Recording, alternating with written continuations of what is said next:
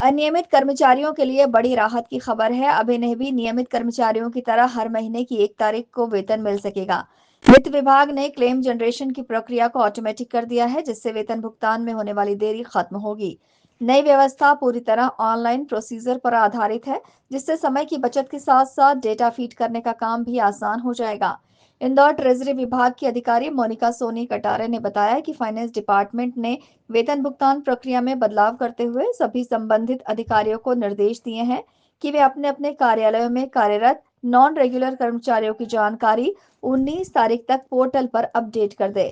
समय पर जानकारी अपडेट होने के बाद इन कर्मचारियों का वेतन हर माह की 1 तारीख को जारी किया जा सकेगा। इस प्रक्रिया के बाद इंदौर के करीब 6,000 अनियमित कर्मचारियों को फायदा होगा। देखिए, फाइनेंस डिपार्टमेंट की तरफ से अभी एक नए हमें प्रोसेस हमने चेंज किया है वेतन के संबंध में। पहले प्रोसेस ये होता था कि जो ड्राइंग डिसबर्सिंग ऑफिसर यानी आरएम संवितरण अधिकारी होता है जो हर ऑफिस में,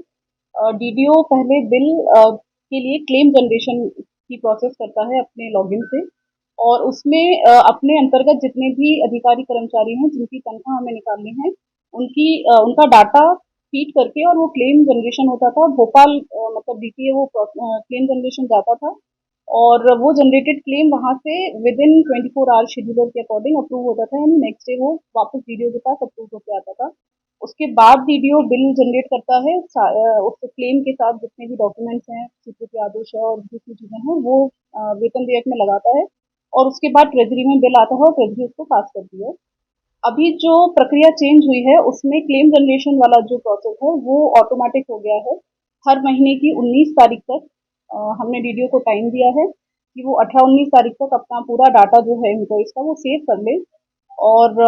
उनमें अगर किसी एम्प्लॉय को इंक्रीमेंट लगा है या किसी का प्रमोशन हुआ है,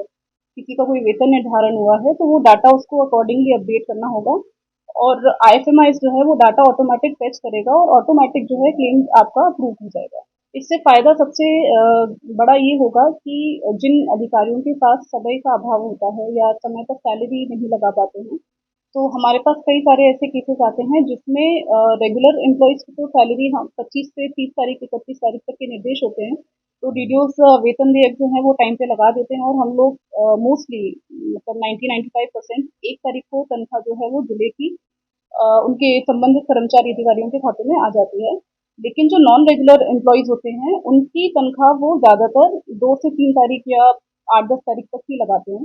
तो उन लोगों का जो डाटा है वो भी अब रेगुलर वाली श्रेणी में डाटा सेव होगा और अकॉर्डिंगली बिल ट्रेजरी में आ जाएगा। आपको बता दें कि अनियमित कर्मचारियों के लिए वेतन प्रक्रिया अब तक काफी लंबी और जटिल थी, लेकिन अब विभाग द्वारा किए गए बदलाव के बाद उन लोगों को भी बड़ी राहत मिली है। उन्हें अब हर माह की 1 तारीख को वेतन बैंक खाते में प्राप्त हो जाएगा। Bureau report, INN news, Indore.